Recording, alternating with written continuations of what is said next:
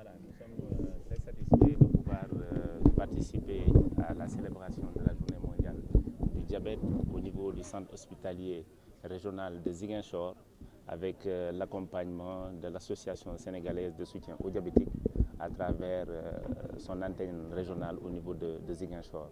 C'est un sentiment de satisfaction que nous avons dans la mesure où nous avons vu une forte mobilisation vraiment des personnes vivant avec le diabète au niveau de la région et qui sont venus massivement communier avec nous, également les populations, pour célébrer cette journée avec le centre hospitalier régional de Ziguinchor, mais également la direction régionale de la santé de Ziguinchor.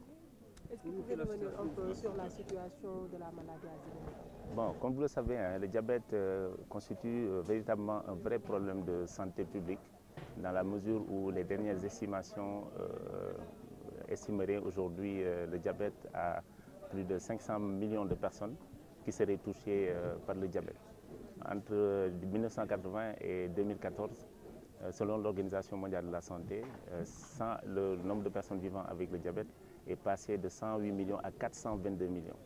Donc, ce qui fait que c'est une augmentation qui est vraiment très importante. Et l'Afrique subsaharienne n'est pas en reste. Et le Sénégal aussi est fortement impacté par cette progression du diabète dans les pays vraiment en voie de développement.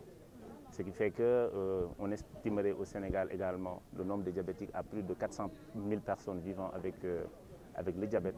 Et au niveau de la région de Ziguinchor également, nous avons vu à travers vraiment les consultations une augmentation progressive du nombre de personnes vraiment diabétiques qui sont diagnostiquées tous les ans.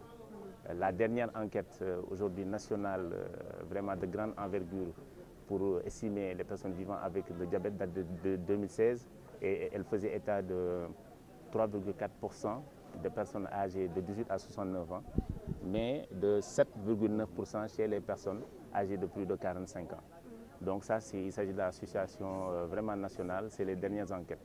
Donc aujourd'hui, nous sommes très optimistes. Il y a des enquêtes vraiment qui ont été déroulées en 2023, en l'occurrence l'enquête EDS, mais également les enquêtes STEPS. On est en attente d'avoir les résultats pour voir d'une manière vraiment très désagrégée la réalité et les disparités au niveau des différentes régions. Aujourd'hui, la prise en charge des traitements est un véritable casse-tête pour les patients.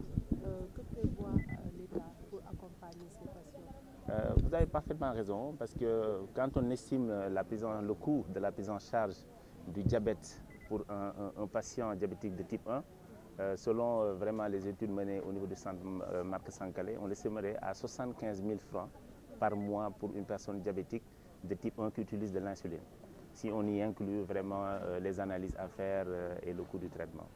Ce qui vraiment on l'évaluerait de façon annuelle à 900 000 francs CFA. C'est un coût quand même qui est très élevé si aujourd'hui ces personnes ne bénéficient pas vraiment d'une couverture sanitaire universelle. Donc là aujourd'hui l'État du Sénégal vraiment fait beaucoup d'efforts dans ce sens-là, dans la mise en place de cette couverture sanitaire universelle.